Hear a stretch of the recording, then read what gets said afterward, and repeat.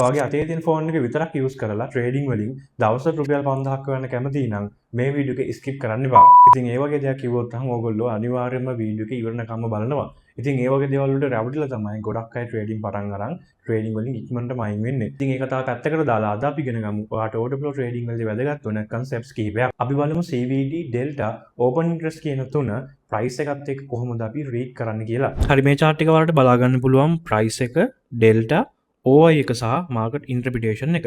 මේකත් එක්ක CVD එක බලන්න ඕනේ කොහොමද කියලා මම කතා කරන යන ගමන් කියලා දෙන්නම්. right price එක කියලා අදහස් කරන්නේ අපි ට්‍රේඩ් කරන අපි ඇනලයිස් කරන coin එකේ price එක. delta කියලා කියන්නේ market buy orders සහ market sell orders අතර තියෙන difference එක. OI එක කියලා කියන්නේ කොච්චර futures contract ප්‍රමාණයක් open වෙනවද කියන එක futures market එකේ.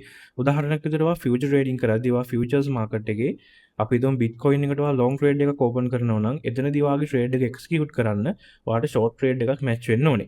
ඉතින් මෙන්න මේ දෙක match වුණාට පස්සේ open interest එක එකකින් ඉහළ යනවා. ඉතින් ඔන්න ඕක තමයි OI කියලා අදහස් කරන්නේ. මම මේකේ සම්බන්ධතාවය ඔයාලට මෙතනදී පැහැදිලි කරන්නම්.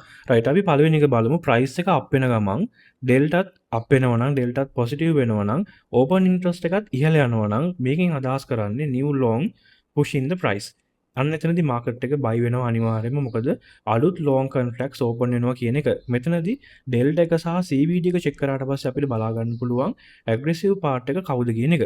ඉතින් delta positive නම් CVD එකත් increase වෙනවා නම් එතනදී aggressive part එක price එක push වෙලා තියෙන්නේ OI එක increase වෙලා තියෙන්නේ buyers ලගේ aggressiveness එක නිසා. ඉතින් ඒකත් එක්ක අනිවාර්යයෙන්ම මාකට් එක buy වෙනවා. ඊළඟට දෙවෙනි අවස්ථාව බලන්න price එක up වෙනවා delta positive OI එක අඩු වෙනවා. OI එක decrease වෙනවා කියලා කියන්නේ short closing කියන එක. ඉතින් මෙතනදී short squeeze එකක් වෙන්න පුළුවන්. ඉතින් මෙතනදී කලින් වගේ නෙවෙයි price එක up වෙනකොට OI එක මොකද වෙන්නේ? OI එක decrease වෙනවා.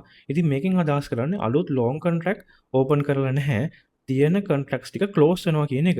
ඉතින් මේකෙදි delta positive වෙච්ච නිසා අපිට අදහසක් ගන්න පුළුවන් මේ short trade close කරනවා කියන එක. ඔයාලා දන්නවා short trade එකක් close කරාට පස්සේ ඒක නැවතත් buy order එකක් විදිහට තමයි place වෙන්නේ. ඉතින් අන්න ඒ විදිහට shorts close කරන නිසා තමයි market එක up වෙන්නේ. ඉතින් මෙතනදී market එක up වෙනකොට අපි සැලකිලිමත් වෙන්න ඕනේ. market එක up වෙන එක ගොඩක් తాවකාලික වෙන්න පුළුවන්. හරි අපි ඊළඟට තුන්වෙනි අවස්ථාව බලමු. තුන්වෙනි අවස්ථාවේදී price එක decline වෙනවා. deltaත් negative ඒ වගේම OI එක increase වෙනවා. ඉතින් මේකෙන් අදහස් කරන්නේ new shorts push in the price. මෙතනදී market එක අනිවාර්යයෙන්ම down වෙනවා. ඒකට හේතුව තමයි price එක down වෙන ගමන් deltaත් negative නම් ඒ කියන්නේ market buy orders market sell orders අතර difference එක negative වෙලා OI එක වැඩි වෙනවා කියලා කියන්නේ මේ aggressive part එක තමයි short traders ලා. හරිද? OI එක increase වෙන ගමන් price එක drop වෙනවා කියලා කියන්නේ aggressive part එක තමයි sellers ලා. අන්න ඒකත් එක්ක මේ down trend එක continue වෙන්න තියෙන අවස්ථාව ගොඩක් වැඩි. එහෙනම් මේ අවස්ථාවක අපිට short trade එකකට අනිවාර්යයෙන්ම try කරන්න පුළුවන්. හතරවෙනි අවස්ථාව තමයි price එක drop වෙනවා. deltaත් negative ඒ වගේම OI එකත් decrease වෙනවා. OI එකත් down වෙනවා. මේකෙන් අදහස් කරන්නේ long closing කියන එක මෙතනදී long squeeze එකක් වෙන්න පුළුවන්. ඉතින් මෙතනදී වෙන්නේ මොකද්ද? price එක decline වෙනවා. OI එකත් decline වෙනවා. decrease වෙනවා. OI එක decrease වෙනවා කියලා කියන්නේ contracts close වෙනවා කියන එක. ඉතින් මෙතනදී close කරන්නේ long traders ලා ඒගොල්ලෝ trades close කරගන්නවා කියන එක.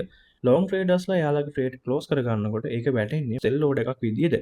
ඉතින් මේ sell order එකත් එක්ක හැදෙන pressure එකත් එක්ක තමයි price එක තව දුරටත් පල්ලෙහාට යන්නේ. ඉතින් මෙතනදී අනිවාර්යයෙන්ම squeeze එකක් වෙනවා.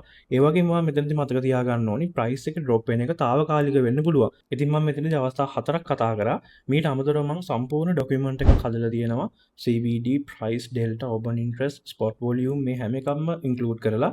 ඉතින් ඒක ගන්න කැමති අය මේ වීඩියෝ එකට comment එකක් දාන්න order flow කියලා. මම ඒක ඔයාලට අනිවාර්යයෙන්ම share කරන්න. ඉතින් මේ වගේ දේවල් ඉගෙන ගන්න අපි follow කරලා තියාගන්න. හැමෝටම ජය වේවා.